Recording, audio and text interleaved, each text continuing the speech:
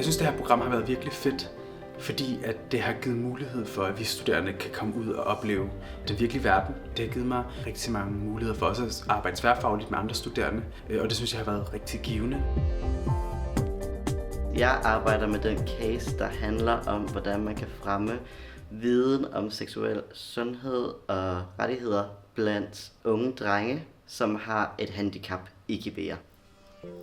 Min case handler om biogas, og oprindeligt så lagde den op til, at der måske ville være noget stigma omkring biogas i Kibera, fordi at det er en energiform, man ikke kender så meget til, og sådan hele det her omkring at bruge menneskeafføring til at lave gas, kunne måske sådan virke ikke så fedt.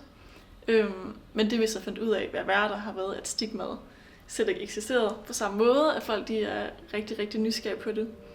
Min gruppe arbejder på casen, der skal designe en mikrofinansieringsmodel til familier, så de kan få en bæredygtig adgang til vand og saniteringsfaciliteter i Kibera. Jeg har arbejdet med case 1, som handler om piger og kvinders menstruelle sundhed. De centrale udfordringer, som kvinderne og pigerne har i Kibera, det er helt klart adgang til rent vand, som de kan bruge under deres menstruation til at vaske sig med for at holde en god hygiejne og ikke få sygdomme. Og så er det mangel på ressourcer til at kunne skaffe menstruationsprodukter. Vores løsning indtil videre er, at vi godt vil lave sådan et Big Brother-program, hvor at, hvis det kan lade sig gøre, en dreng med et handicap, som er lidt større, kan guide og måske også have en snak med de her drenge med handicap. Og sideløbende vil vi så køre et projekt med forældrene, fordi vi også fandt, at forældrene også oplevede enormt meget stigmatisering og eksklusion fra deres sådan, generelle community. Vi har tænkt på at lave nogle såkaldte safe groups, hvor vi samler kvinder og piger, som er i det her community i Kibera. Og vi tænkte på samtidig, at de her piger skulle lære, hvordan man kan sy genanvendelige bind selv ud af materialer, de har i deres community, som bomuld. Og det kan man bruge bomuldsmateriale fra gamle håndklæder, gamle sengetøj, gammelt tøj. Det har været nyt for mig at tænke bæredygtigt og innovativt samtidig. Det har også været en udfordring, og var virkelig spændende også at lære omkring.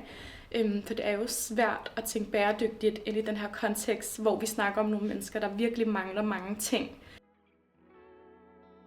Jeg har lært rigtig meget nyt ud af det her forløb, og en af tingene har været, at det er virkelig vigtigt, sådan, hvem man samarbejder med, og at man ikke sådan, kan finde ud af ting selv, men at det kræver, at man har nogle gode lokale partnere, og også nogle lokale informanter, som har lyst til at åbne deres hjem op og tage sig tid til at snakke med en.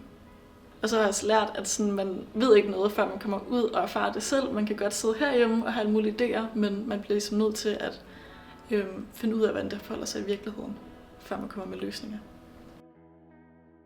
Altså når vi har skulle møde alle dem, vi har arbejdet sammen med, og dem, vi har skulle interviewe, deres omsorg og den måde, de imødekommer personer på, har virkelig betydet meget for mig. For det er noget, jeg synes, vi godt kunne lære noget af i Danmark.